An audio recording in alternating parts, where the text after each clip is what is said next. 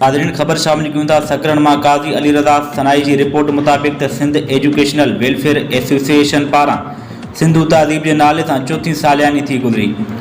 Indus award तकरीब art council of Pakistan Karachi में मुनक़द कई हुई, जैमें ज़िंदगी के मुख्तलिफ़ शोबन में बेहतरीन कारकर्दगी ॾेखारींदड़ ऐं समाज के मुतहरिक किरदारनि के इंडस एवार्ड ॾिना विया, जिन्हें तकरीब जो मेहमान ख़ास पब्लिक अकाउंट्स कमेटी जो चेयरमैन MPA ग़ुलाम कादिर चांडियो, जैसे कराची यूनिवर्सिटी जो वाइस चांसलर खालिद मोहम्मद इराकी, मोहतरम मुख्तार नाज़ारे जो रखियो मीरानी, पीर शौकत शाह सिवाई खान चलगरी, लियाकत अली लाशारी ऐं सजाद रसूल राशिदी एज़ाज़ी मेहमानी तौर शरीक थिया। जन अलग अलग ॻाल्हाईंदे चयो त ज़िंदा क़ौमूं पंहिंजे किरदारनि खे न सिर्फ़ यादि कंदियूं आहिनि पर खेनि मञता पिणु ॾींदियूं आहिनि।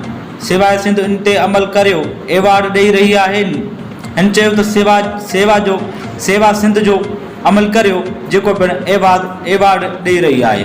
हिननि चयो त सेवा जो असुल कमु तालीम आहे, जंहिं ते भरपूर नमूने किरदारु अदा करे रही आहे।